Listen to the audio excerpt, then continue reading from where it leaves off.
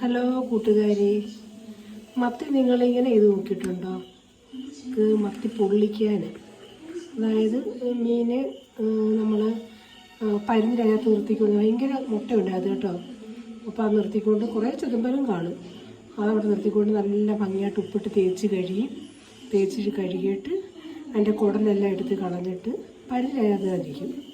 എന്നിട്ട് ഉപ്പും പിന്നെ കുരുമുളക് പൊടി, മഞ്ഞൾപ്പൊടി, ഇച്ചിരി ഉലുവാപ്പൊടിയും കൂടെ ഇതെല്ലാം കൂടെ പുരട്ടി ഒരു 10-20 മിനിറ്റ് ഒന്ന് റെസ്റ്റ് ചെയ്യാൻ വെച്ചിട്ട് നമ്മൾ ഇച്ചിരി എണ്ണ അങ്ങോട്ട് ഒഴിച്ച് കൊടുത്ത് ഒന്ന് പൊള്ളിച്ചങ്ങെടുക്കുക. അതായത് മത്തി പൊള്ളിക്കുന്നത് ഭയങ്കര ടേസ്റ്റാണ് കേട്ടോ. അതിൻ്റെ കൂടെ കപ്പയാ സൂപ്പർ. മത്തി പൊള്ളിച്ചതും കപ്പ വേവിച്ചതോ കപ്പ പുഴുങ്ങിയതോ ചേന കാച്ചിൽ അങ്ങനെയൊക്കെ ഉള്ളത് പുഴുങ്ങിയതോ ഒക്കെ ആണെങ്കിൽ ഇതിൻ്റെ കൂടെ പറഞ്ഞറിയിപ്പിക്കാൻ വയ്യാത്ത ടേസ്റ്റാണ് കേട്ടോ.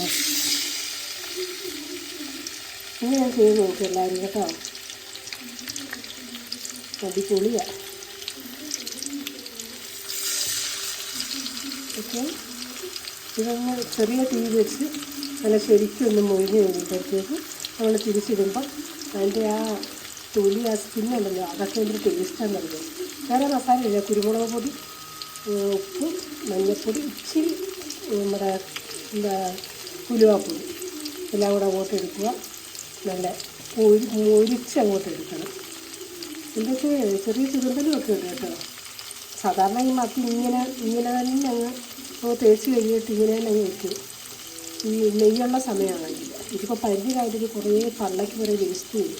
അതെല്ലാം എടുത്ത് കളഞ്ഞതിന് ശേഷം നമ്മൾ ഇങ്ങനെ തലഭാഗം കൊണ്ട് കീപ്പോട്ട് ഇങ്ങനെ ഒന്ന് ഞാൻ പുളത്ത് കണ്ടോ, ഞാൻ പുളത്ത് പല കുടലെയ്യ് പോയി. അതിനുശേഷം പരത്തി വെച്ചിരിക്കുക. ഇപ്പം 3 ആവശ്യം ഇപ്പോൾ ഉണ്ട്. ഇതിൻ്റെ കൂടെ ഇപ്പോൾ കഴിക്കുന്ന ദോശയാണ്. പിന്നീട് 3 മതി. പുഴുക്കൊക്കെയാണെങ്കിൽ സൂപ്പറായിരുന്നു ഇവിടെ കേട്ടോ. അടിപൊളി. ഇങ്ങനെയൊക്കെ ചെയ്ത് നോക്കാം എല്ലാവരും കേട്ടോ. വീഡിയോ ഇഷ്ടപ്പെട്ട ചാനൽ സപ്പോർട്ട് ചെയ്യണേ എല്ലാവരും.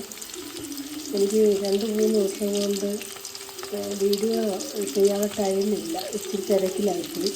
എനിക്ക് എല്ലാവർക്കും ഒന്നും ലൈക്കും കമൻറ്റൊന്നും ചെയ്യാൻ പറ്റിയിട്ടില്ല. എല്ലാം പെൻഡിങ്ങും ഞാൻ ക്ലിയർ ചെയ്ത് പറ്റുകയാണ് കേട്ടോ.